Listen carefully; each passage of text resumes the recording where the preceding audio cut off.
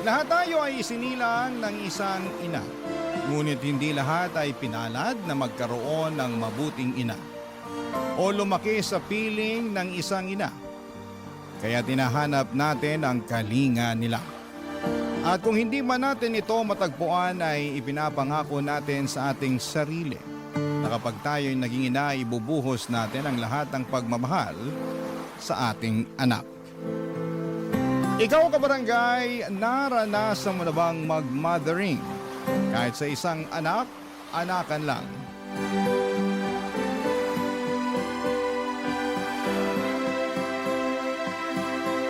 Dear Papa Dudut, makulay na tanghali po mga kabarangay.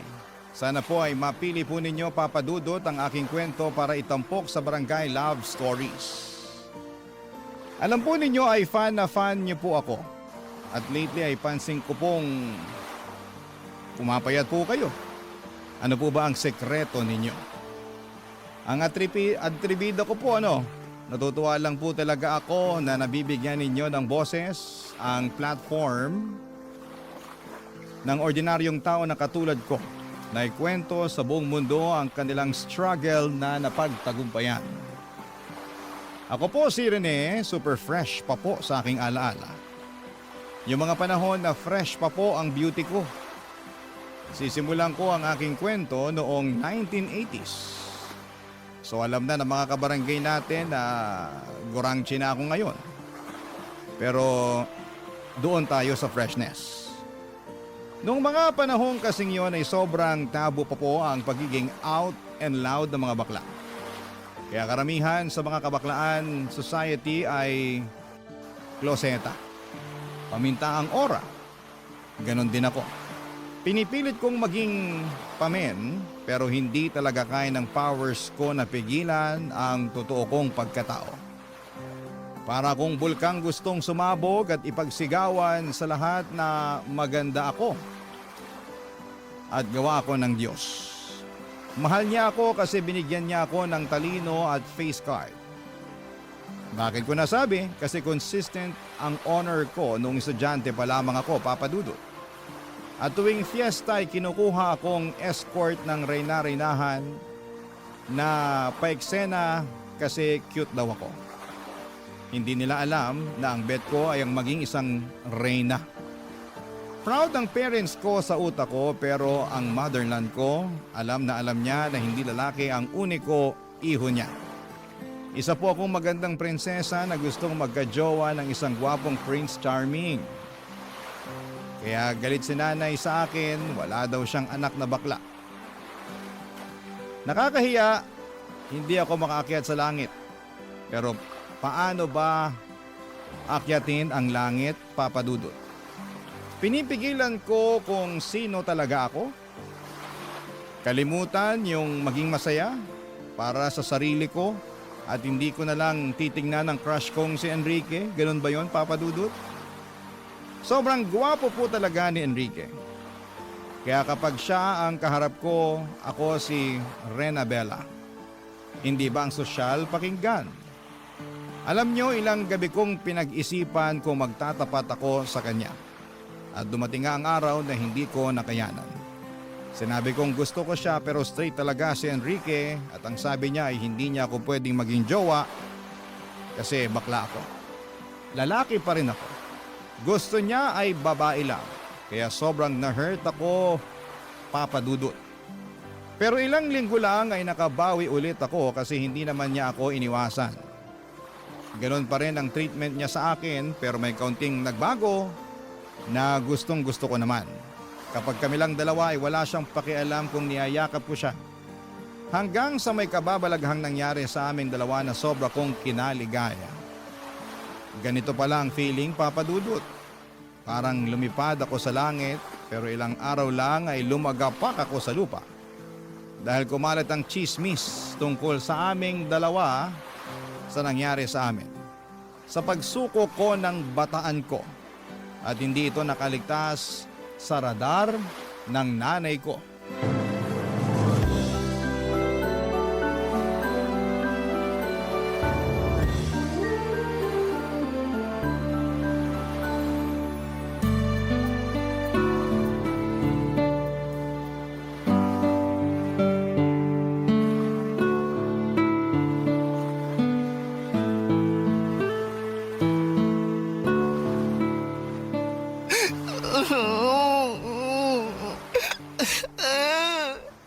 Nay, tama na po.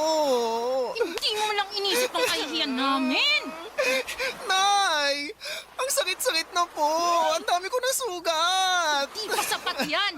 Kailangan magtanda ka. Nay naman, maawa naman kayo sa anak ninyo. Ngayon gusto mo kaawakan ka. Matapos mo ipahiya ang pamilya natin. Ay nako, hindi ka ba nag-iisip? Di ba honor student ka? Bakit hindi mo ginamit yung utak mo? Puso po kasi ang ginamit ko, Nay. Ay nako, tigilan mo nga ako, Rene. Lalaki ka! Lalaki ang pinanganak ko. Lalaki ang panganay ko, hindi bakla! Hindi niyo po ba talaga ako matanggap, Nay? Anong magagawa ko? Bakla po talaga ako! Tigilan mo! Di ka bakla!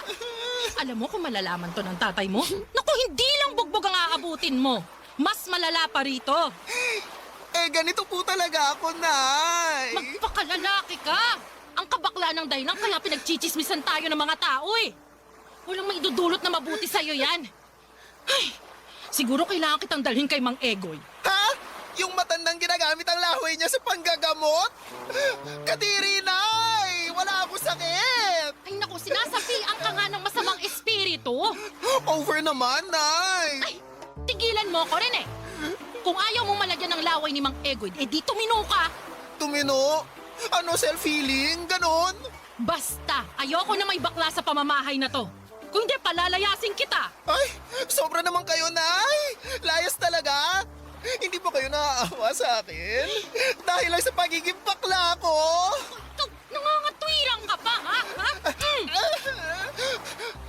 Nay, nakakarami ka na, ha? Rene, kapag may marinig pa ako at makikita kitang ginagawa mong gown-gown yung mga kumot natin, naku, malilintikan ka talaga sa akin. Naiintindihan mo ba ako? Tinatanong kita, Rene! Naiintindihan mo ba ako? Maybe. Ay! Iniinis mo ba ako, Rene? Opo, opo. Gets ko na po. Tama na, Nay. Kota ka na sa hampas. Tama na po. Sige na po. Titino na ako. Hindi na ako magiging bakla. Char. Papa Dudut, feeling ko talaga ay katapusan na ng buhay ko para talagang pinapaalis ni nanay ang kaluluwa ng baklang sumapi sa akin. Ang sakit pero mas masakit yung katotohanan na ayaw niya sa akin dahil lamang sa bakla ko. Pwede niya sana talaga akong pagalitan na bakit ko ginawa yon kay Enrique na bata pa ako. Wala pa sa wastong edad. Doon maintindihan ko siya pero ang punto niya ay bakit ako bakla at nakakahiya ako dahil sa kabaklaan. Pero syempre, sinunod ko na lamang si nanay para matapos na ang eksena na yon. Sinubukan kong maging super pamen, kulang na lang ay manligaw ako ng babae para pagtakpan ang totoo kong pagkatao. Sobrang hirap at alam ko kung bakit ako naghihirap dahil sa mga tsismosang nagpakalat ng magandang tagpo sa amin ni Enrique. Ang kaibigan kong ahas, si Carol. Nagulat talaga ako nang nalaman kong sa kanya pala galing ang lahat. Sa mga kwento pala talaga, may mga sub-kontrabida. Siyempre si nanay ang main kontrabida ko kasi lahat na lamang ay bawal. Hindi ko tuloy at hindi niya ako tunay or feeling ko tuloy ay hindi niya ako tunay na anak. Puro sermon at pananakit lang ang inaabot ko sa kanya dahil sa nag-iisang dahilan. Bakla ako. Pero itong si Carol sobrang pakialamerang fraud. Akala ko ay kakampi ko siya at akala ko ay mapagkakatiwalaan ko siya pero sinaksak niya ako ng patalikod. Para siyang mangkukulang na ayaw maging masaya ang isang prinsesang katulad ko, Papa Dudut.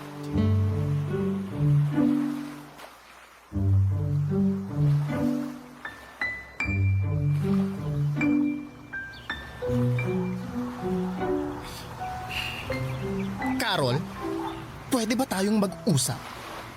O Rene, anong pag-uusapan natin? Ba't ganyan ang ayos mo? Tsaka, bakit ganyan kang makatingin? Diretsahan na to ha. Galit ako sa'yo. Ano? Bakit? Ay, maang-maangan? Amnesia? Walang maalala? Bakit ako naririto? Tigilan mo ako ha? Ano ba kasing ginawa ko sa'yo, ha? Bakit mo pinagkalat? Bakit mo sinabi sa ibang tao yung tungkol sa amin ni Enrique? Ano? Napipi ka ba? Nakita mo ba yung mga pasa ko? Yung mga sugat ko? Yung iba tingnan mo, hindi pa naghilom. Binugbog ako ng nanay ko dahil sa kagagawan mo. Hindi ko na kasalanan yan. Ay, walang accountability. Bala ko dyan. Oy, huwag mo ako tatalikuran, Carol. Gusto mo ipagkalat ko rin yung kalandian mo? Hoy! Hindi ako malandi, ah. Ay, nagsalita? Banal yarn? Gusto mo isa-isahin ko? Rene, pwede ba tigilan mo ako? Ikaw na ang backstabber na feeling Santa. Ano ba ang motibo mo para i-chismis mo kami ni Enrique, ha? Dahil ba gusto mong mauwi sa impyerno ang buhay ko? Ganun ba? Gusto mo ng impyerno? Hindi kita sasantuhin! Pwede, sige, saktan mo ako. Isusumbong kita. Ay, mahilig ka talaga sa ganyan, no? Sumbongerang pala ka! Bakit? Dahil ba mas matalino ako sa'yo? Na kahit anong gawin mo, mas mataas pa rin ang grades ko? Kasi hindi mo kaya ang utak ko at ang galing ko sa mga art project? Alam mo, nakakaawa ka kasi hindi ka lumalaban ng patas. Oo na. Ikaw na ang magaling. Pero bakla ka pa rin. Ayun! Wow! Grabe ang argument! Pang matanda ang atake, wala bang bago? Alam mo, hindi na ako nasasaktan kung tawagin mo man akong bakla. Mas nakakasakit yung hindi ka nga bakla. Pero isip bata ka naman. Bakit pa ba kita naging kaibigan? Bakit mo ako naging kaibigan? Eh di ba dahil lumalapit sa akin yung mga lalaki, gusto mong makisawsaw? Ay, talaga? Eh hindi naman lumapit sa akin si Enrique dahil sa'yo. Pero sa halip na magtuloy-tuloy kami ni Enrique, naunsyame pa dahil sa'yo. Ang sama-sama mong kaibigan. Hindi ka na naawa. Akala ko hindi ka tulad ng ibang mapanghusga pero mas masahol ka pa. Inggitera! Tsaka! Alam mo ikaw, sumusobra ka na, ha? O ano, naiiyak ka na? Hindi mo ako madadaan sa paiyak mo. Simula ngayong araw na to, hindi na tayo friends. Tandaan mo yan! Pwede na! Bumalik ka dito! Maghanap ka ng iba mong matutuklaw! May vaccine na ako sa'yo, wala nang epek ang kamandag mo sa akin! Che! Papadudot na karating kay nanay ang naging away namin ni Carol at syempre ako ang nagmukhang kontrabida at salot sa lipunan. Napapaisip tuloy ako kung masama ba akong tao o hindi ko lang maintindihan si nanay. Pero sobra naman po dahil lang sa bakla ako ay bugbog ang aabutin ko sa kanya sa pang-araw-araw. Bukod doon ay tiniis ko ang lahat ng chismis at pangungutya sa akin dahil lamang sa pagiging bakla ko. Maharot daw ako, wala daw akong hiya at tagapalaganap daw kami ng mga sakit. Ganon kalala ang mga tao sa amin. Sobrang tiniis ko ang lahat hanggang sa makatapos ako ng high school at doon ko na pagdesisyonan na lumuwas ng Maynila. Sabi ko sa sarili ko na hindi na ako babalik pa sa Masbate. Gamit ang inipon kong pera ay lumuwas po ako ng Maynila. Nakituloy muna ako sa isang kamag-anak pero hinahamak din ako. Buti na lamang at nakahanap ako ng trabaho at tuluyan na akong namuhay ng mag-isa. Namuhay ako na walang inaalalang ibang tao. Namuhay ako bilang kung sino talaga ako. Bilang magandang Rena Bella. Barangay Love Stories. Barangay Love Stories. Ginawa kong araw ang gabi. Todo kayod ako sa trabaho para makaipon, papadudot. Naging janitor ako, waiter at kung ano-ano pa. Hanggang sa dumating ang araw na kaya ko nang pagsabayin ang trabaho at pag-aaral. Kumuha ako ng kursong accountancy. Bilang mukha akong pera ay bet kong maging propesyon ang tagabilang ng pera. Basang nasa isipan ko lang talaga noon ay gusto kong yumaman at ayaw kong hamakin ako ng mga tao. Gusto kong ipakita sa kanila na baklaman ako pero hindi niyo ako pwedeng tapakan. Kasi narating ko ang mga pangarap ko sa buhay. Sa awa ng Diyos, natapos ko ang accountancy kaya nakapagtrabaho ako bilang isang bookkeeper. Kahit professional na ako ay hindi pa rin nawawala ang mga bully dahil lamang sa kabaklaan ko. Pero wala nang titindi pa sa mga ginawa ng nanay ko noon sa akin. Kaya naman naging matatag na ako, Papa Dudut. Nakapagpundar ako ng isang bahay na hinuhulugan ko sa Mandaluyong. Hanggang isang araw, nakilala ko si Vince. Ngayon pa lamang ay sasabihin ko na walang kahit na anong namabagitan sa amin ni Vince. Si Vince ay isa ring bakla, dalagitang bakla. Naglaya sa probinsya nila kasi ayaw din ng mga magulang sa kanyang pagkatao. Nagmakaawa ito sa akin, Papa Dudut, na sa akin muna tumira. Siyempre, naawa ako. Mabait naman siya, tumutulong sa gawaing bahay, pero dahil bata pa ay may mga bagay na kailangan ko rin talagang pag-aralan. Ang naiiba lang, hindi ko pinupuna ang pagkatao niya. Saka yung mga pangaral na parang isang inang nagmamalasakit talaga ang ginagawa ko sa kanya sa tuwing nagkakamali siya.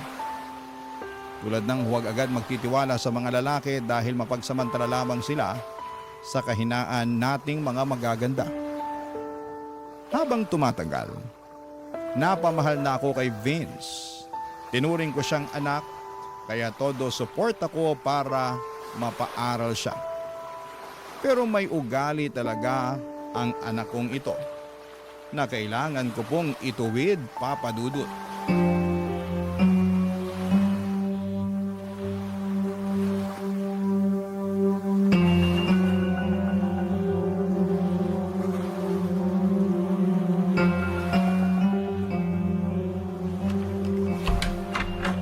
Anong ginagawa mo? Nangungupit ka? Mother, Vince, bakit mo to ginagawa? Sagutin mo ko. Hindi pa ba sapat ang ginagawa ko sa'yo para ganituhin mo ako? Pinagnanakawan mo ako ng pera? sorry mother. Ilang beses mo na tong ginawa, ha? Kaya pala nawawalan ako ng pera dahil ninanakawan mo ako? Eh tayong dalawa lang dito sa bahay. Pinapaniwala ko lang ang sarili ko na baka mali lang ako. Pero ngayon, nakita kita sa akto. Mother, sorry. Palalayasin mo na ba ako? Hoy Vince, huwag mo akong idaan sa paawa. Hindi ko sinabing palalayasin kita. Pero bakit ka nangungupit? Hihiya po kasi ako sa inyo eh. Gusto ko po sanang manood ng concert. Vince naman. Sorry po talaga, mother. Sana sinabi mo na lang sa akin. Nahihiya po kasi ako eh. Hindi naman po basic needs yun eh. Pinaaral mo na nga po ako eh. Pinapakain. Tinuturi na parang anak mo. Kaya parang kalabisan po kung hihingi pa po ako sa inyo. Eh ang pagnanakaw. Hindi ba mas kalabisan yon? Mother, sorry po talaga. Mabuti na lang at nalaman ko ng maaga. Paano kung masanay ka na? Magiging normal na lang sa'yo ang magnakaw. Gawin mo ang madaling paraan para makuha ang gusto mo. Kung tinuturing mo akong totoong mother, hindi ka gagawa ng kalabisan na katulad nito. Mali po ako. Mali po talaga yung ginawa ko. Huwag na huwag mong ugaliing maging sinungaling at magnanakaw, Vince, ha? Oo, bakla tayo. Pero hindi tayo sinungaling at magnanakaw. Hindi ako nahihiya sa pagiging bakla ko. Ang dapat mahiya yung nagnakaw at nuknukan ng sinungaling. Mother, pasensya na po. Sorry po talaga. Aalis na lang po ako. O aber, kung aalis ka, saan ka naman pupunta? Maghahanap po siguro ng trabaho. Hindi ko po alam. Hindi, huwag kang umalis. Po, Ipangako mo sa akin at sa sarili mo na hindi mo na uulitin pa to. Masama ang manloko ng kapwa. Masama ang maging buhaya. Ayaw kong magpalaki ng buhaya. Ang gusto ko, matinong tao. Naiintindihan mo ba? Mother, ang bait-bait niyo pa rin po sa akin kahit ganun na po yung ginawa ko sa inyo. Paprangkahin na kita, ha? Red flag talaga ang ginawa mo pero napamahal ka na sa akin eh. At gusto kong intindihin ka at gabayan para maging mabuting tao ka. Ha? Yes, Mother. Magiging mabuting tao po ako. Huwag lang sa salita, ha? Gawin mo, Vince. Gawin mo! Yes, Mother Renabella. Ay! Go, Vina! Hindi pwedeng buwakelya ang baklush na pretty!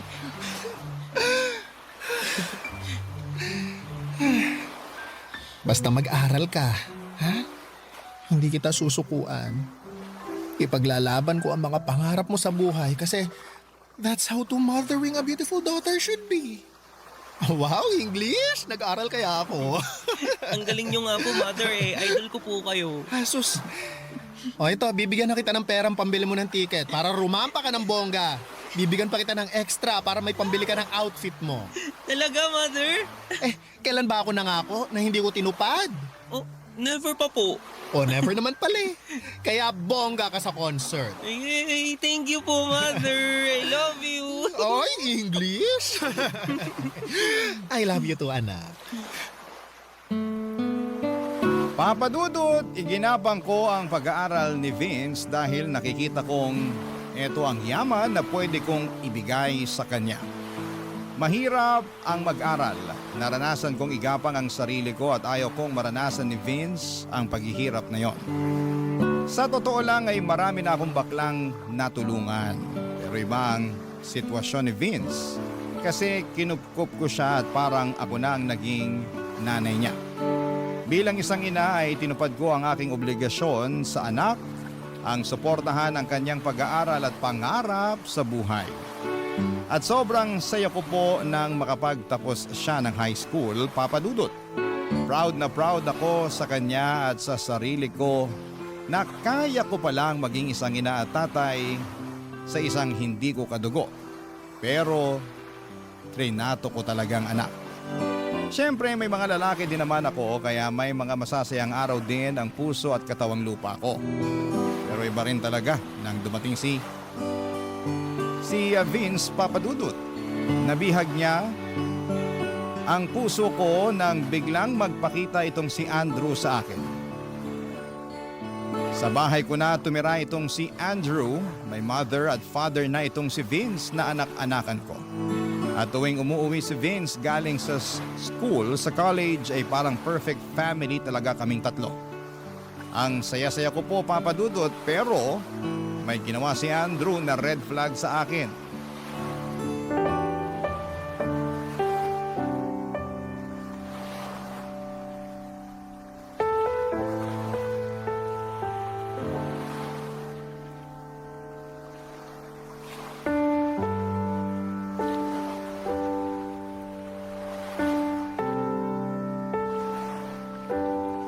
Andrew, Han, bakit ka nangupit? Bakit mo ginalaw yung ipon ko?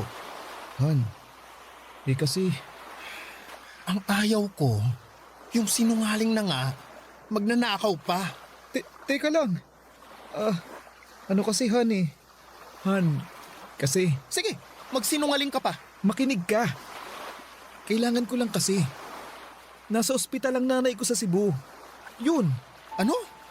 Oo. Tama ang narinig mo. Nasa ospital siya. Bakit hindi mo sinabi sa akin? Bakit kailangan mo pang nakawin ang pera ko? 2 beses ka pang nangupit. Sorry na. Aaminin ko, nagkamali ako. Pero ano yung una last week? Anong dahilan mo kung bakit mo kinuha yung pera ko nun? Yun na nga. Humihingi ang nanay ko. Unang nagkasakit ang tatay. Tapos, siya. Yun. Ganun. Ay, umayos ka Andrew ha. Akala ko nga si Vince ang kumuha ng pera. Kung hindi ko lang nakita sa bag mo bago ka pa umalis ng bahay, malamang si Vince pa rin ang pagdududahan ko. Kawawa naman yung anak ko. Pinagdudahan ko pa siya. Pero yun nga, imposible din ganun kalaki ang kinuha niya kasi para saan niya gagamitin. Han. Sorry na talaga. Nagkamali ako. Han, sa susunod magsabi ka. Hindi naman ako naging madamot sa'yo. Binibigyan nga kita ng panggastos mo habang wala ka pang trabaho, di ba? Nahihiya na ako sa'yo. Huwag ka nang mahiya. Ngayon pa ba, naasawa na kita? Nakita ko ng lahat sa'yo. Masama ang ginawa ko eh. Alam kong napipilitan ka lang dahil sa sitwasyon. Tama. Kaya ang lakas mo sa akin, Han eh. Kasi, naintindihan mo ako. Basta pagsusumikapan ko yung training ko para makapagtrabaho ako. Makapag-abroad. Basta paghusayan mo. Saka, baka kapag nakapag-abroad ka na, kalimutan mo na ako at magkaroon ka na ng ibang babae. Han, hindi ako ganun. Tumatanaw ako ng utang na loob. At saka, mahal kita eh. Totoo. Talaga ba? Oo. Mahal na mahal kita.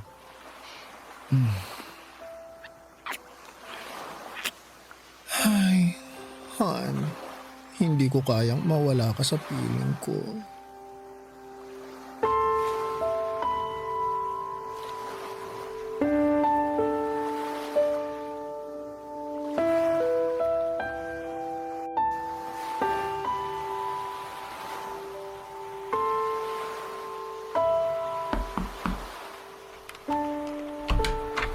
Vina, Mother?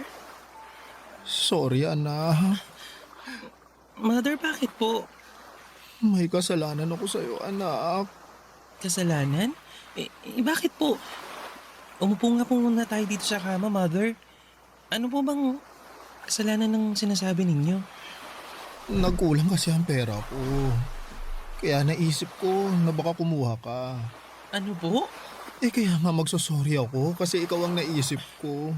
Mother naman. Mali nga ako. Nakonsensya ako at ikaw ang naisip ko. Pero ang totoo, si Papa Andrew mo ang kumuha. Ano po? Nagnakaw siya sa inyo? Ang lupit naman, inakawan pa kayo? Pero okay na. Nagkaayos na kami. Talaga ba, Mother? Yesterday, ngiti pa lang niya, wala na. Ang rupok ko. Iba talaga, in fairness. Well, yummy naman si Papa Andrew. Truly, ang muscles, ang face, ang performance, pang opera. Mapapanganga ka talaga ng bongga. Mother, ha? Mukhang nandidiri ka. Baka ikaw, may nililihim ka na sa akin. Over? Wala po ako nililihim. Ano naman po ang nililihim ko sa inyo? Love life. Mother, wala pa. Gusto kong graduate muna ng college. Hard to get tayo, ganon. Talaga. Yes. Vina, hindi kita pinagbabawalang magka-BF, ha? Kaya ayokong maglihim ka. Mother, kung magkaka-BF man po ako, ikaw agad ang unang makaka-nose. Pero, ano? Ano-ano, ha? Rampa-rampa lang po muna. Hindi po ako pwedeng magka-Andrew tulad mo. Uunahin ko po muna magka-diploma. Ay, very good. Ganyan nga. Hindi talaga ako nagsisisi na inampon kita. Proud ako sa'yo, anak. Proud na proud ako sa'yo.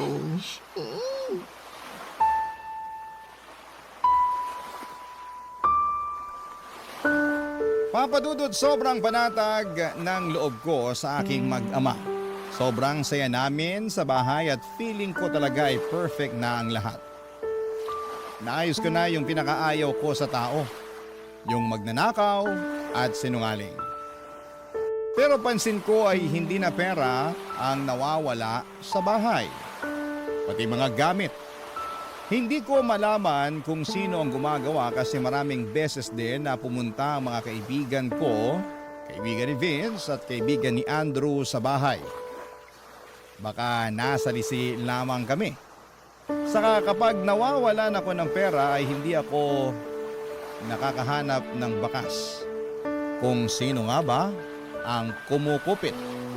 Kaya naman nagpalagay na ako ng CCTV sa kwarto nang hindi nila alam para malaman ko kung sino ang nagnanakaw. Pero sobra po akong nasaktan sa aking mga nakita.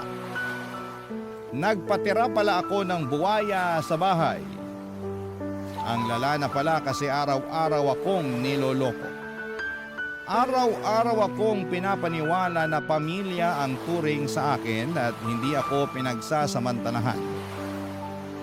Pero nagkamali ako, Papa Dudut. May mga bagay siguro na hindi mo talaga hawak. At darating na lamang ito at magdadala ng sakit sa puso mo. Akala ko talaga na magiging maayos na kaming tatlo. Na parang ang bahay-bahayan naming laro ay totohanan na. Pero hanggang laro lang pala talaga ang lahat. At tulad ng mga laro ay may talo. Mukhang talo ako dito, Papa Dudut. Barangay Love Stories. Barangay Love Stories. Papa Dudut, kailangan kong magpakatatag at lumaban pa rin. Marami na akong pinagdaanan para hindi ko kayanin ang dagok na ito sa buhay ko. Isang kagimbal-gimbal ang nalaman ko. Nangungupit pa rin si Andrew ng pera at huling-huli ko ito sa CCTV. Ang niyayakap ko pala tuwing gabi ay isang kawatan at sinungaling. Kung titignan ay mabait naman si Andrew sa akin. Nabibigay niya ang pangangailangan ng katawang lupa ko. Nilalambing niya ako, niyayakap at naiisip ko na ganito talaga siguro kapag bakla. May mga lalaking talagang mapagsamantala at ginagamit ang kahinaan namin. Ilang araw din akong hindi nakatulog. Hindi ko siya makumpronta kasi ayaw kong mawala siya sa akin. Nasanay na ako na siya lang ang lalaki sa buhay ko. Kaya hinahayaan ko na lamang. Papa Dudu, tuwing pumapasok ako sa trabaho ay napapanood ko sa app ko sa phone ko ang kuha ng CCTV. Dito na ako nagtataka kasi bakit pumapasok si Andrew sa kwarto ng anak ko. Nagnanakaw din ba siya? Hanggang sa iba na ang kutob ko.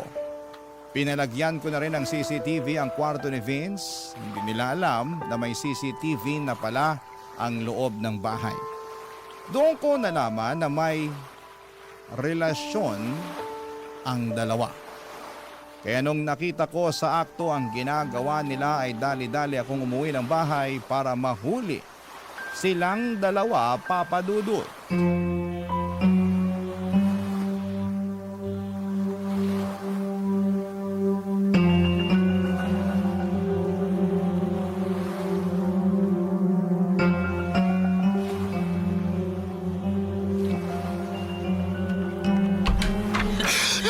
Mother? Magkakayop kayo!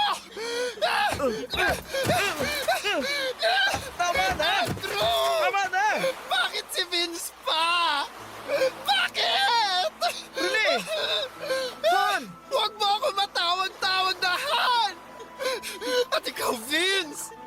Ang landi mo! Bakit si Andrew pa? Huwag mo akong madaan-daan sa paiyak-iyak mo! Pinakain kita! Binihisan! Ginawang tao! Pero isa ka palang ahas! At ikaw lalaki ka! Ang sama mo! Ang sama-sama mo! Namumuro ka na sa pananakit, ha? Karapatan kong saktan ka! Kasi ginawa niyo akong tanga! Rene, ha? Tigilan mo na to. Titigilan ko na talaga! Dahil palalayasin ko kayong dalawa! Lumayas kayo! Ano? Rene naman. Huwag naman ganun. Anong huwag? Matapos kong malaman ang kahalayan niyo! Sa anak pa natin talaga, Andrew! Rene naman. Eh, pareho naman kayong bakla, ah. Mapagbigay lang. Kasiyahan lang. Anong kasiyahan? Saka ano yung pangungupit mo? Kasiyahan lang din? Anong pangungupit yung pinagsasasabi mo? Wala akong kinupit, ha? Ay talaga naman! Ang magnanakaw! Kapatid talaga ng sinungaling! Wag na wag mo akong pagbibintangan. Ikaw pa ngayon ang nagbabanta? May ebidensya ako! Ano? May CCTV ang buong bahay na to! Lahat ng galaw sa loob ng bahay nakikita ko! Ang pagnanakaw mo! Ang kahayupan yung dalawa! Kaya lumayas na kayo! Layas! Mother! Huwag mo akong matawag-tawag na mother! Wala akong anak na malandi at inaasa sa sarili niyang... Bakit mo nagawa sa akin yun, ha? Kung makaiyak ka naman, nakinabang ka rin naman sa akin ah. Nakinabang? O nabulag ako? Naakala ko matino kang tao. Nabudol mo ako. Pero ngayon, tama na ang katangahan ko sa isang tulad mong walang kwenta. Magnanakaw! Lumayas ka na! Kung hindi, papakulong kita! Papa Dudut, sobrang gumuho po ang mundo ko ng araw na yon. Nagalaga pala ako ng ahas at buwaya sa aking bahay. Sa araw ding yon ay pinatatag ko ang sarili ko. Inanda ko ang puso ko. Kahit na anong iyak at paghingi ng tawad ni Vince ay hindi ko talaga binuksan ang puso ko. Hindi po pwedeng lumambot kasi ibang klaseng pagtataksil na ang ginawa niya. Nararapat lang na umalis na siya. Wakasan ang naging ugnayan naming dalawa. Inahas na niya ako ang mother niya.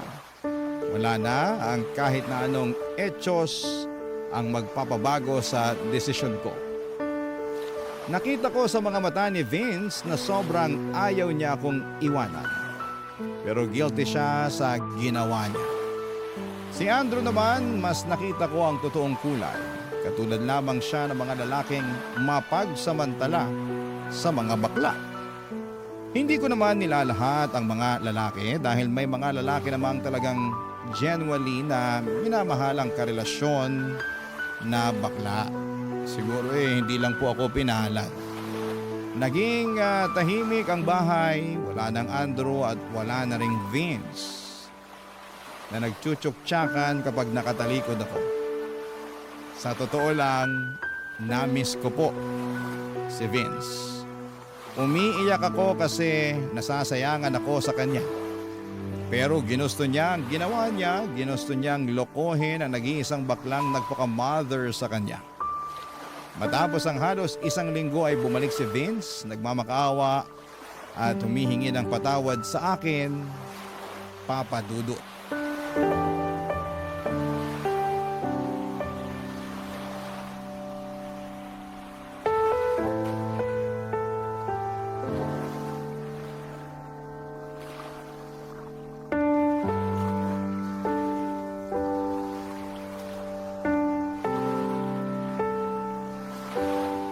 Maupo ka sa sala.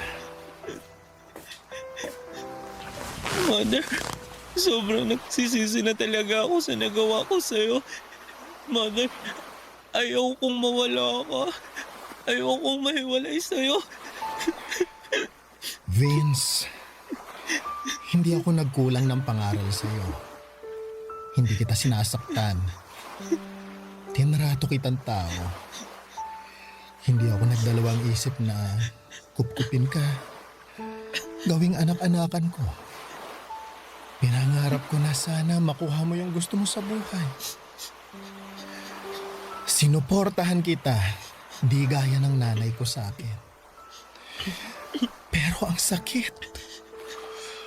Ang sakit-sakit ng ginawa mo sa akin. Alam ko naman po eh. Sobrang sama ng nagawa ko po sa inyo, Mother. Nagsisisi na po talaga ako. Naaalala mo dati, yung pangungupit mo ng pera. Pinangaralan kita. Sabi ko sa'yo ang magnanakaw, isang malaking sinungaling. Akala ko napatino kita. Nakaka-frustrate na hindi pa rin pala. Hindi lang pera ang ninakaw mo, kundi ang relasyon ko sa isang lalaking wala namang kwenta. Pero salamat na rin sa'yo at natauhan ako sa Andrew na yon. Hindi na ako nabulag sa papandesal niya. Mother, patawad po. Hindi ko na po gagawin sa'yo yung ganun. Magpapakatino na po ako. Gusto ko po kasing makasama kayo sa pagtupad ng mga pangarap ko eh. Vince, I'm sorry. Buo na ang desisyon ko. Naaalala mo? Kusa akong lumaya sa pamilya ko at gumawa ng sarili kong buhay dahil napuno na ako sa pananakit ni nanay. Nakaya kong mabuhay. Nakaya kong maging tao. Hindi malayong kaya mo ring maging tao. Father naman. Please. Give me another chance. Ay, maraming chance na ang binigay ko sa'yo, Vince. Marami na. Hindi sa lahat ng oras na kapag nagkakamali ang isang tao, bibigyan na naman ng chance. Puro tayo chance pero walang accountability. Kaya tayo hindi umuusad sa buhay. Ang gusto ko, mamuhay na walang mga taong gahaman, mapanlinlang at sinungaling. Mother, luluhod po ako. Magmamakaawa. Sana mapatawan niyo po ako. Epek sa akin yan. Huwag mo nang gawin. Alam mo, ang dapat mong gawin ay humanap ng trabaho para mapagpatuloy mo yung pag-aaral mo. Sayang naman yung nasimulan mo. Saka, sige na. Ito, kunin mo tong pera para may pangsimula ka. Ito na ang huling tulong ko sa'yo. At wag na wag ka nang magpapakita pa sa akin. Papa Dudut, sobrang sakit pala na palayain ang isang tao na sobrang minahal mo. Ang sakit sa dibdib. Parang sinasaksak ang puso ko nang makita ko si Vince na bitbit ang ibang gamit paalis ng bahay. Nang sinarado ko ang pintuan na yun ang oras na kailangan kong kalimutan ang anak-anakan ko. Mahirap pero kailangan kong gawin. Sa ngayon, Papa Dudut, ay mag-isa na lamang po ako. Wala nang Andrew, wala nang Vince sa buhay ko. Pero natutunan ko na rin na hindi pala sukatan ng pagmamahal ang pagtitiis sa sakit at kasinungalingan. May mga kaibigan naman akong nananatili at doon ko nahanap ang lakas na muli akong bumangon. Para sa akin, Papa Dudut, walang masama sa pagiging bakla. Hinding-hindi ko ikakahiya kung sino po ako. Pero mali ang magnakaw, mali ang manloko at mali ang magsinungaling sa taong nagmahal at nagtiwala sa iyo ng totoo. Doon ako labis na nasaktan, Papa Dudut. Doon ako natuto. Ngayon ay mas maingat na ako, mas matatag at mas pinipili ko na lamang ang mga taong karapat-dapat sa pagmamahal ko. Ang inyong kapuso at kabarangay forever, Rene, a.k.a. Rena Bella. Ako, gigil na gigil talaga ako sa nangyayari sa kwento natin. O ikaw, kabarangay, kumukulo rin ba dugo mo? Pwede kang mag-iwan ng comment sa ating comment section. Ang mga kwento ng pag-ibig, kwento ng buhay at kwento ng pag-asa dito sa Barangay Love Stories. Love Stories.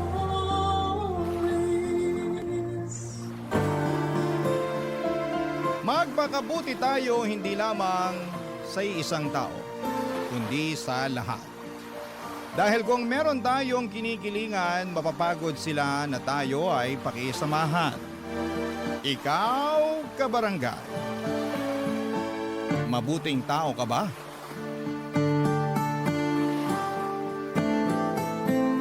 Dear Papa Dudut, naranasan nyo na bang mapunta sa isang sitwasyon kung saan ay nasadla kayo ng husto?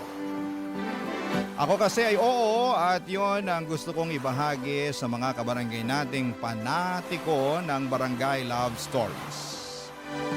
Pero bago ang lahat ay magpapakilala muna ako sa inyo. Tawagin niyo na lamang po ako sa pangalang Bobby, 38 years old at taga Mandaluyong.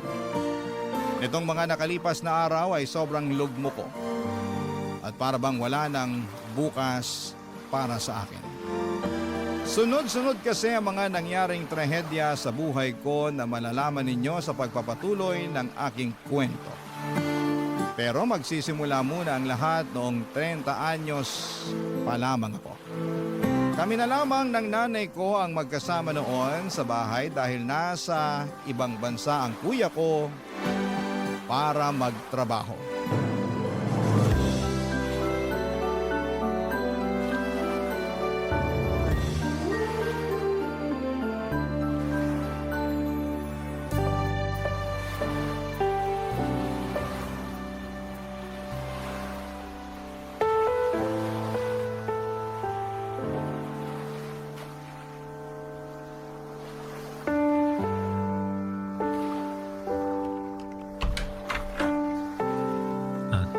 Nay?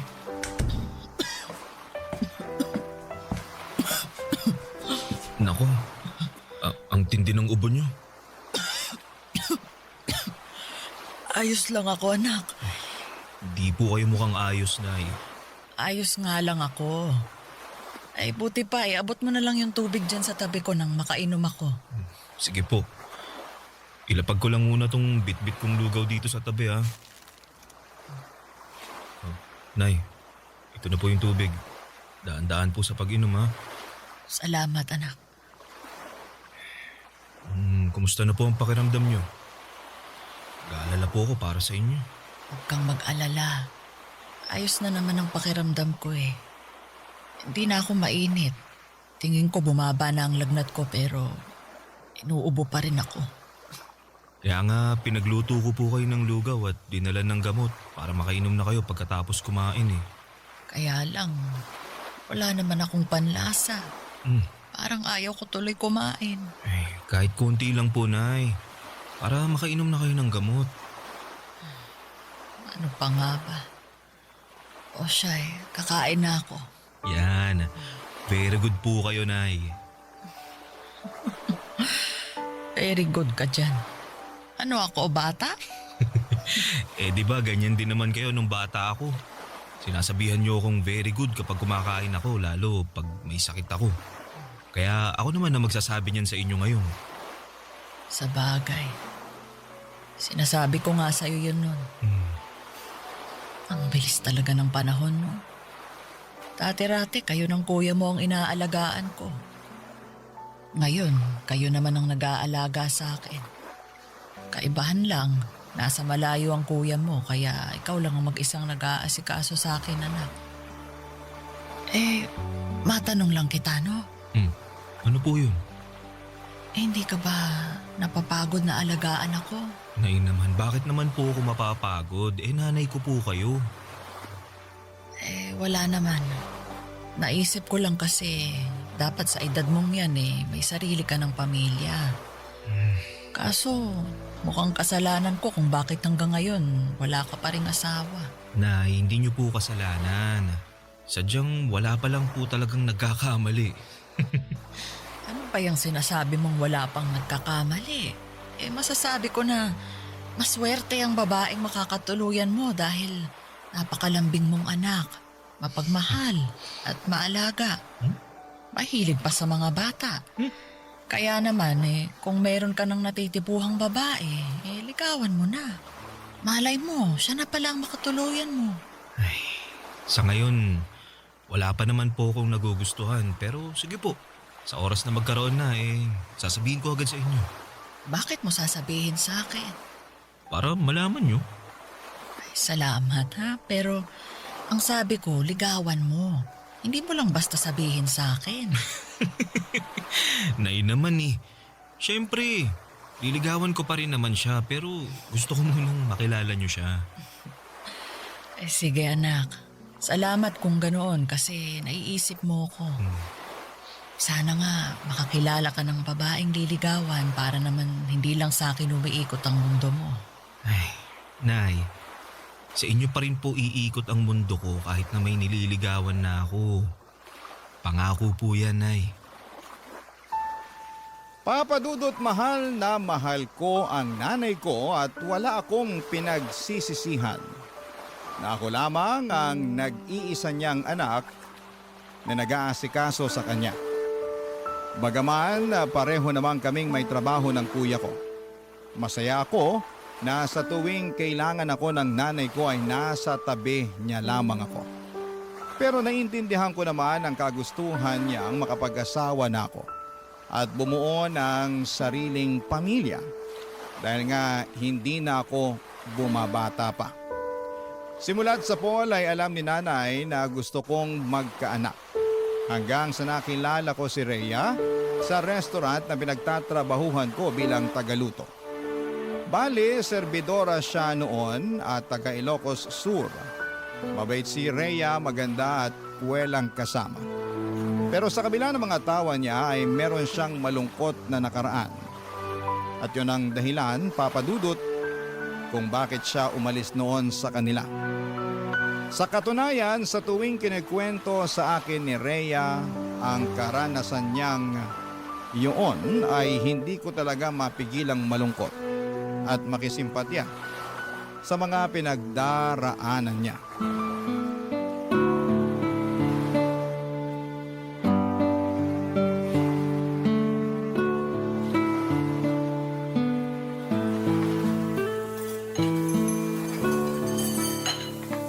Kaya ayun, nangako ko sa sarili ko na magsisika para umasenso sa buhay. Kaya nga kahit mahirap at wala akong kaalam-alam sa magiging buhay ko rito sa Maynila nakipagsapalaran pa rin ako. Gusto ko pagbalik ko sa Ilocos ibang Rhea na ako. Hindi ko naman hangad na yumaman pero gusto kong magkaroon ng komportableng buhay. Kaya lalo mo ako napahanga Ang lakas ng fighting spirit mo. Uy, thank you pero kailangan Malay mo, meron pang magandang buhay na naghihintay sa'yo pag nagpatuloy ka. Ay, sana nga meron. Pero ewan ko. Minsan, hindi ko pa rin mapigilang mawalan ng pag-asa. Lalo, parang ang layo-layo ko pa rin sa mga pangarap ko. May iba ka pa bang pangarap bukod sa mabigyan ng maayos na buhay yung mga magulang mo sa probinsya? Gusto ko rin makakilala ng lalaki na magiging katuwang ko sa buhay. Yung mamahalin ako at aalagaan. At magkakaanak, syempre. Lalo't hindi na ako bumabata, di ba? Baka kumunat na tong matres ko pag pinatagal ko pa ang pagbubuntis. Sobra ka naman sa kumuna. Para namang chichirya lang na nahanginan yan. Uy, seryoso ako dun Kung kayong mga lalaki walang problema sa pagkakaroon ng anak kahit may edad na kayo, ibahin nyo kaming mga kababaihan. Hindi naman sa nilalahat ko, no? Kasi meron pa rin namang mga babae na nabubuntis pag umedad na ng 35 pataas. Pero madalas nahihirapan na talaga. Ganun ba yun? Oo. Kaya nga sana makilala ko na rin yung matinong lalaki na makakatuwang ko sa buhay. Naniniwala kasi ako na may inilaan ng Diyos na makakapareha natin sa buhay na to. Ikaw ba? Ganun din ba ang paniniwala mo? Oo. Bakit parang hindi ka pa sigurado? Naniniwala naman ako pero mas naniniwala doon ang nanay ko. Kaya nga pinaghahanap na niya ako ng mapapangasawa dahil tumatanda na daw ako. Talaga? Anong sagot mo? Yun, sabi ko, sige. Kung may makikilala ako at magugustuhan ko liligawan ko na tapos ipapakilala ko agad sa kanya. Yun, natuwa naman at sobrang excited. Ewan ko ba dun? Ganun lang siguro talaga ang mga nanay. Sobrang excited na magkaroon ng apo. Ay, bigla ako tuloy na miss ang nanay ko. Kumusta na kaya siya? Hindi mo malalaman ang sagot kung hindi mo siya tatawagan. Tsaka na, wala na kasi akong load Tsaka patapos na yung break time natin. Baka mamaya sitahin na tayo pag nag-overbreak tayo. Ay, oo nga pala. Masyado pa namang sip-sip yung naninita na yun. Kala mo naman kung sinong tagapagmana ng kumpanya kung umasta. Uy, baka may makarinig sa'yo Uy, ano naman? Wala naman akong binabanggit na pangalan. Bato-bato na lang sa langit. Ang mag-react, pangit. Papadudo 3 buwan na noon si Rhea sa pinagtatrabahuhan namin at masasabi ko na naging sobrang close kami. Sa katunayan ay siya lamang ang dahilan kung bakit ako nag-stay sa pinapasukan ko. Gusto ko na kasing umalis noon dahil sobrang toxic na rin ang management namin. Alam ko naman na magiging malaking pagsubok na naman sa akin ang paghahanap ng mapapasukang trabaho. Lalo na high school graduate lamang ako. Bukod doon ay ayoko ring magtrabaho sa malayo dahil maiiwang mag-isa ang nanay ko sa bahay namin. Yun ang dahilan kung bakit hindi ko pa tinatanggap ang alok at tulong sa akin ng kuya ko na nag-ibang bansa na. Hindi nga nagtagal ay nagtapat ako ng pag-ibig kay Rhea at sinagot naman niya ako, Papa Dudut. Kasunod noon ay nabuntis ko siya, kaya lalo ako nagkaroon ng dahilan upang hindi na umalis ng Pilipinas. Barangay Love Stories. Barangay Love Stories. Papa Dudut, dahil sakto lamang ang kinikita ko sa aking trabaho ay wala pa akong sapat na ipon. Kaya naman, tinira ko muna sa bahay namin si Rhea. Welcome naman siya doon ni nanay at sa katunayan ay sobrang sayangan ng nanay ko noong nalaman niyang magkakaapo na siya at palagi niyang hinihimas ang tiyan ni Rhea at kinakausap ang magiging anak namin. Bagay na kinagigiliwan naman namin ang kinakasama ko. Naging maayos naman ang pagsasama naming tatlo sa isang bubong. Hindi rin issue sa kuya ko na magkaroon na ako ng anak pero nilinaw niya na si nanay na lang daw ang susustentuhan niya. Naintindihan ko naman yon dahil hindi naman niya pinupulot ang pera sa abroad. Kaya nga sinabi ko sa sarili ko na magsisikap ako sa pagtatrabaho para makaipon ng pera, Papa Dudut.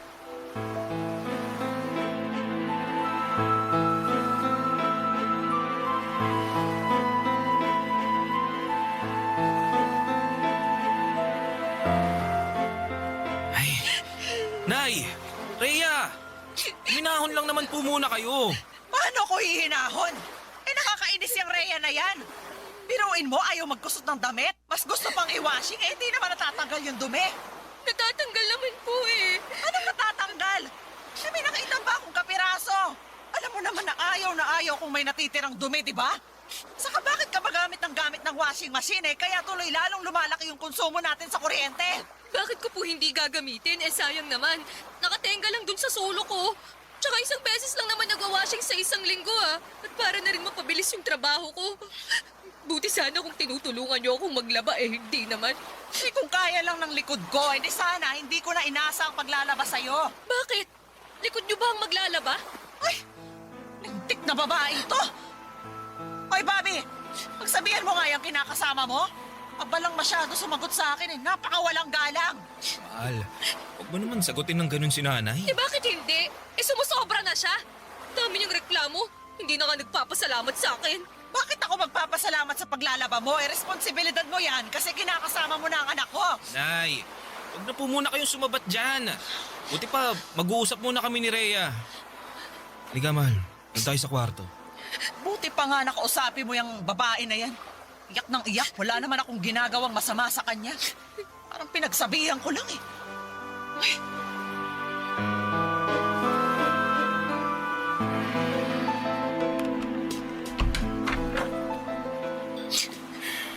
Ayos ka lang ba, mahal? Mukha ba akong ayos? Sumusobra na talaga yung nanay mo. Akala mo kung sino? Ikaw naman. Pagpasensyahan mo na lang si nanay. Masyado lang talagang mitikulosa yun, lalo na sa kalinisan Nung kalakasan pa nun, halos araw-araw naglilinis yun ng bahay. Katwiran niya, para raw hindi mamuo yung alikabok at di rin magkasakit, lalo na hikain nun ng tatay ko nung nabubuhay pa. Kaya pala pinagalitan din niya ako nung nakaraan. Kasi hindi raw ako araw-araw naglilinis dito sa bahay niyo. So nakakapagod Tsaka hindi niyo naman ako katulong dito para araw-araw maglinis Kinakasama mo ko. At buntis pa ako sa anak natin. Kaso ang kulit ng nanay mo. Gawin ko raw ehersisyo ang paglilinis dahil mabuti yun sa buntis kesa laging nakahilata sa kama. Nanay talaga Oo! Kaya nga naloka ako kasi magkaiba kami ng paniniwala. Pati pagluluto ko sinisita. Ang dami sinasabi na kesyo pinagsasabay ko raw ang pagluluto sa paghuhugas ng pinggan. Paano daw pag nalagyan ng sabon yung niluluto ko? As if naman nahahayaan kong mangyari yun.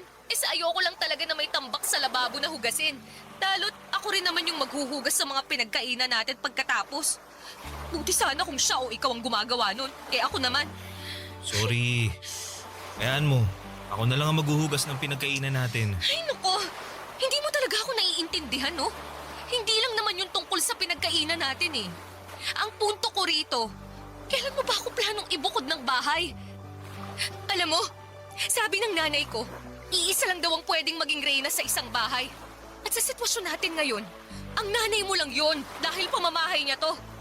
Kaya naman mabuti pa na bumukod na lang tayo para hindi na kami palaging nag-aaway.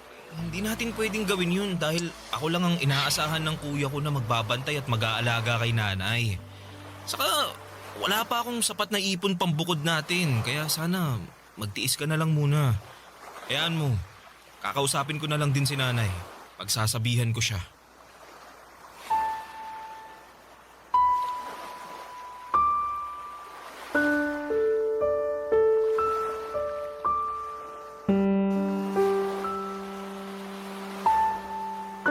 Papadudot, naiintindihan ko naman ang pinanggagalingan ni Rhea. At kahit na gustuhin ko na siyang ibukod ng tirahan ay hindi ko naman magawa dahil nga maiiwang mag-isa ang nanay ko. At ayoko ring mangyari yon kasi ako lamang ang inaasahan ni kuya na magbabantay at mag-aalaga sa kaisa-isa naming magulang. Kaya naman sinabihan ko na lamang si Rhea na magtiis dahil hindi rin naman ibang tao ang nanay ko. Nakita ko naman na sa abot ng makakaya ni Rhea ay hinabaan niya ang kanyang pasensya. Pinakisamahan niya ng maayos ang nanay ko. Hindi rin naman sila palaging nag-aaway. May mga pagkakataon din na may pinagkakasunduan sila. Kaya naman masayang masaya ako. Hindi nga nagtagal, Papa Dudut, pinanganak na nga ni Rhea ang baby namin. At masasabi ko na isa yon sa mga pinakamasayang sandali ng buhay ko. Ngunit doon pa lang pala magsisimula ang pinakamalaking pagsubok na pagdadaanan namin.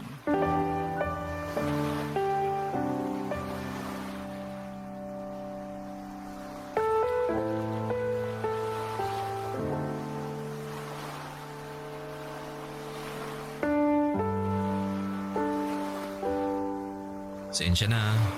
Yun ang muna mabibigay ko. Dami ko kasing kaltas. Mga reklamo ng customer, ganun. Ha? Eh bakit nagre-reklamo sila? Di raw masarap ang luto ko. Ganito, ganyan.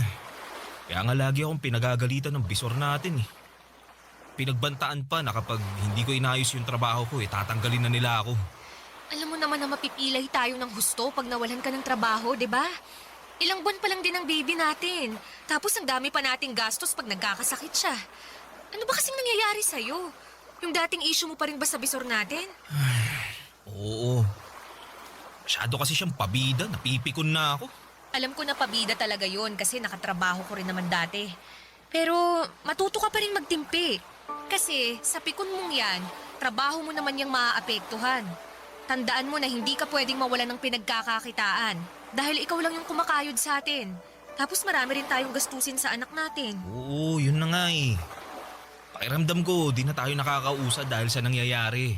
Napapagod na ako pero wala akong karapatan na magpahinga. Kung pagod ka, mas pagod ako. Dahil hindi lang anak natin ang inaasikaso ko. Inaalagaan ko rin yung nanay mo na may pagkamaldita kung minsan. Bakit? Nag-away na naman ba kayo ni nanay? Hindi ko na siya pinatulan. Pero umalingal na naman sa akin nung nakaraan. Tungkol saan daw?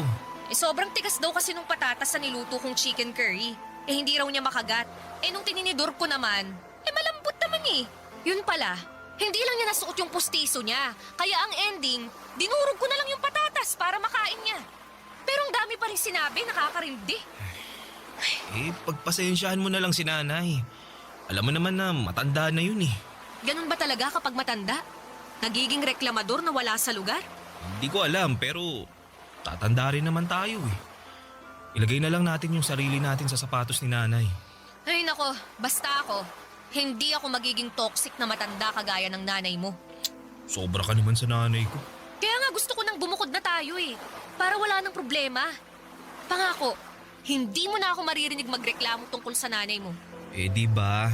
Nag-usap na tayo tungkol sa bagay na yan.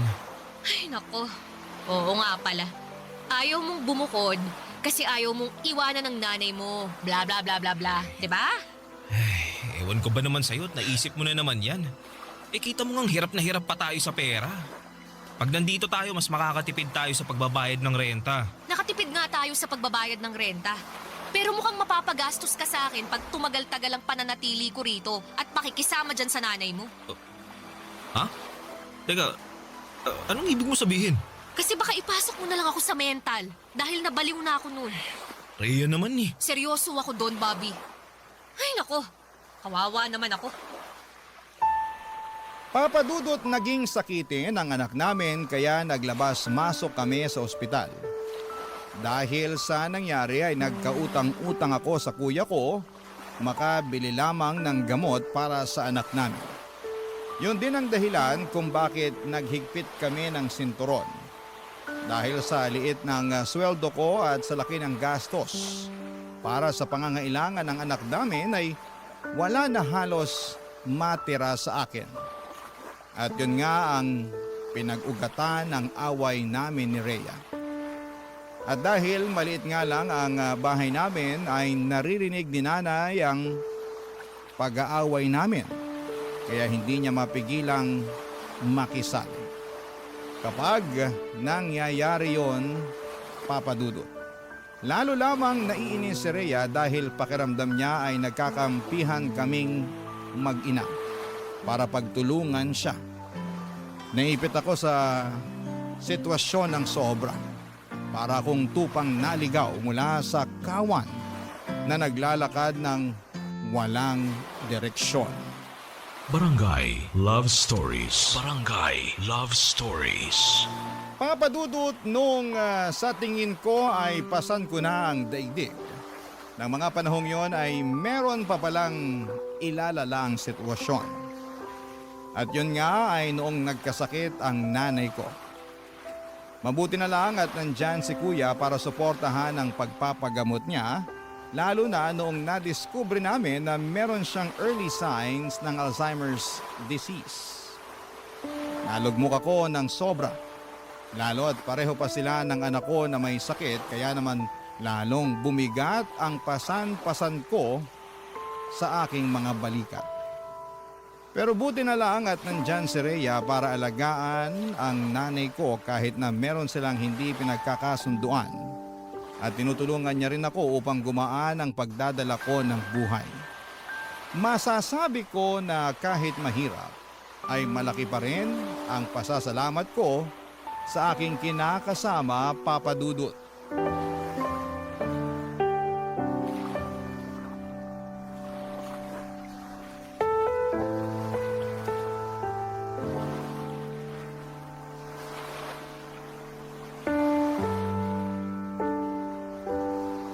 Dahil sa sabay na pagkakasakit ni nanay at ng anak natin, pag-isip-isip ko na tanggapin na yung alok na tulong ni kuya para makapagtrabaho ko sa ibang bansa. Ano? Aalis ka? Oo, sana. Wala talaga akong mapapala kung dito lang ako magtatrabaho sa atin. Tsaka di ba, gusto mo na maghanap ako ng ibang mapagkakakitaan na mas malaki ang sweldo? Ito na yun. Oo nga, pero iiwan mo talaga ako rito sa nanay mo. Anong ibig mo sabihin? Ano man ang ibig kong sabihin? Hindi pa ba halata na pag umalis ka, maiiwan ako rito para alagaan ng nanay mo habang inaalagaan ng anak natin? Konting sakripisyo lang naman. Anong konting sakripisyo pinagsasasabi mo? Nagsakripisyo na ako, Bobby. Inalagaan ko na ang nanay mo, pero baka nakakalimutan mo na may sakit siya. Mas mahirap na siyang alagaan kaysa sa anak natin dahil minsan nagiging bayolente na siya. Ilang beses na niya kaya akong nasaktan, pero binabaliwala ko lang kasi nga may sakit siya. Alam ko naman yun, kaya nga nagpapasalamat kami ni kuya kasi nandyan ka hindi pa lang talaga namin kayang kumuha ng ibang magbabantay at mag-aalaga kay nanay. Kaya ako na lang, kasi nakakalibre kayo sa akin, ganon. Naman sa ganun, Rhea. Totoo naman Napakakuripot niyang kuya mo. Manong man lang kumuha siya ng ibang tao na mag-aalaga sa nanay niyo. Kasi nanay niyo naman yan Hindi ko naman nanay yan.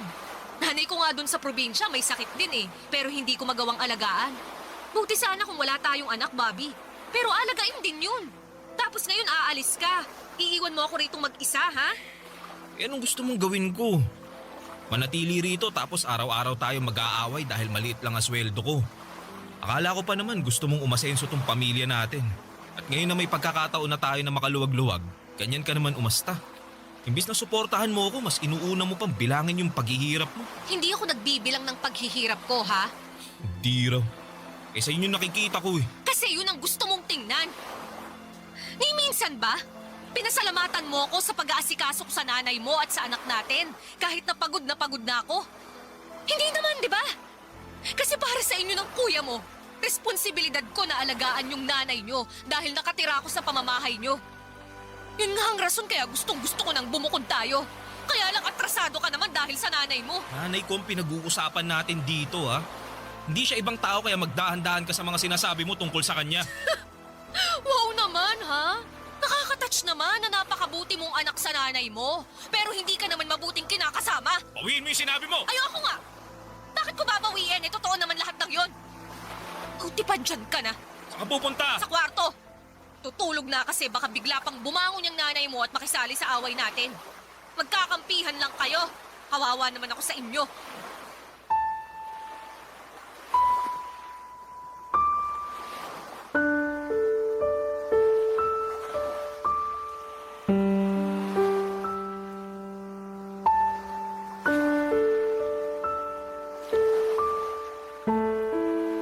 Papadudot, alam ko na maling iasa ko kay Rhea ang pag-aalaga sa nanay ko dahil nanay ko yon.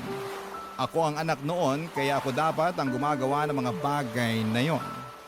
Pero pare-pareho kaming pupulutin sa kangkungan kung hindi ako magsasakripisyo sa ibang bansa. Kaya nga kahit masakit sa akin na mapalayo sa mga mahal ko sa buhay ay tiniis ko. Nagpakabingi ako sa iyak ni Rhea at pagtutol niya na umalis ako dahil desidido akong ituloy ang pag-abroad ko. Natuloy nga ako sa ibang bansa sa tulong ni Kuya at masasabi ko na malaki ang pag-a-adjust na ginawa namin ni Rhea. Palagi kaming nag-uusap sa video call kahit na magkaiba ang oras sa mga bansa na kinakaroonan namin. Nagbabalitaan at nagkukumustahan at laging sinasabi ng kinakasama ko kung gaano na siya kapagod sa pag-aalaga kay nanay at sa anak namin tapos ay nami-miss pa niya ako. Pero ang sagot ko lamang ay kaunting tiis na lamang muna. Hanggang sa dumalang na lamang ang pag-uusap namin dahil naging busy na ako sa pagtatrabaho. Makalipas nga ang 3 taon ay natapos na ang kontrata ko pero imbes na bumalik sa Pilipinas ay nag-extend ulit ako sa pagtatrabaho ko. Bagay na pinagtalunan namin ng matindi ni Rhea. Gusto na niya kasi akong umuwi at magtrabaho na lamang sa Pilipinas dahil nga sa hirap na siya sa pag-aalaga sa nanay ko na noong mga panahong yon ay lumalala na ang sakit. Pero natakot akong umuwi sa Pilipinas para magsimula ulit. Kaya nanatili lamang ako sa abroad. Makalipas nga ang maraming taon ay nakaramdam na ako ng kapaguran at pagkamis sa mga minamahal ko sa buhay.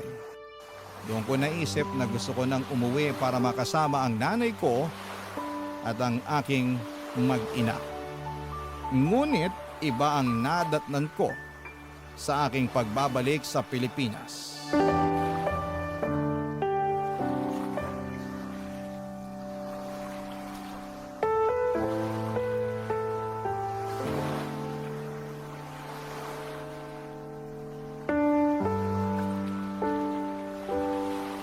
Rhea naman, halos kararating ko lang galing abroad. Tapos malalaman ko na lang na gusto mo kaming iwanan ng nanay ko. Oh, bakit hindi? Ang tagal kong hinintay ang pagbabalik mo para may mapag-iwanan na ako dyan sa nanay mo. Kahit naman paano may konsensya pa rin ako. Dahil ayoko siyang ipagkatiwala kung kani-kanino. Ngayon na nakabalik ka na, aalis na ako. Iiwan ka na namin ng anak mo. Rhea, parang awa mo na. Huwag kayong umalis ng anak natin. Paano na lang ako pag nawala kayo? Sino na lang ang makakasama ko mag-alaga kay nanay? Tagapag-alaga lang talaga ng nanay mong tingin mo sa akin, no? Di naman sa ganun. Anong hindi sa ganun? Ganun yun!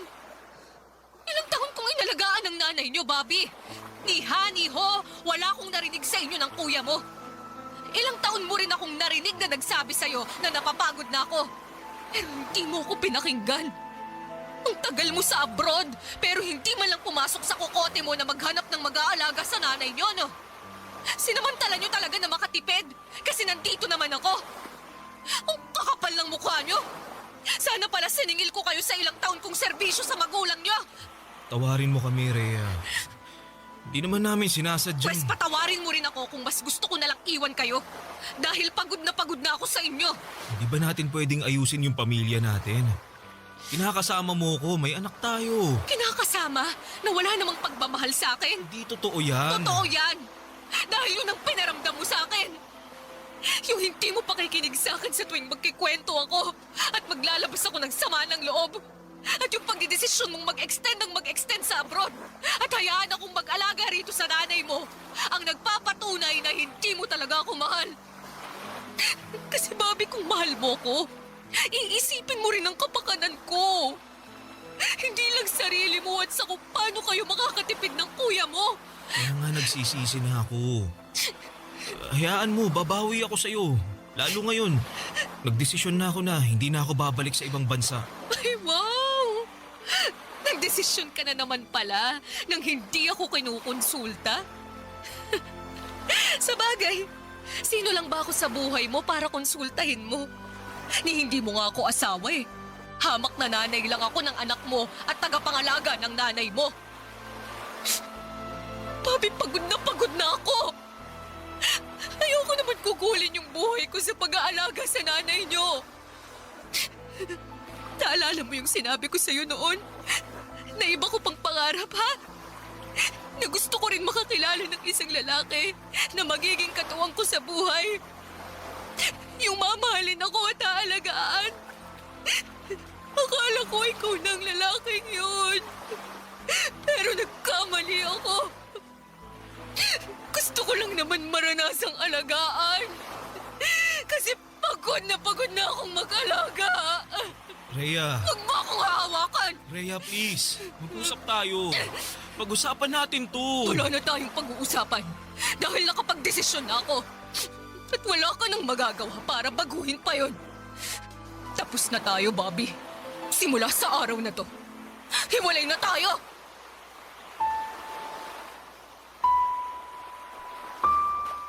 Papadudot, wala akong nagawa noong nag-alsabalutan na si Rhea at tuluyan nang umalis sa bahay namin kasama ang aming anak. Hindi ko na sila napigilan pa, lalo at kasabay noon ay nagwala si nanay kaya kinakailangan ko siyang intindihin. Durog na durog ang puso ko dahil sa pangyayaring yon, lalo na at hindi yun ang tagpong inaasahang kong dadatnan pag uwi ko sa Pilipinas. Makaraan ng isang linggo ay nabalitaan ko na lamang sa dati naming katrabaho na meron na palang bagong kinakasama si Rhea.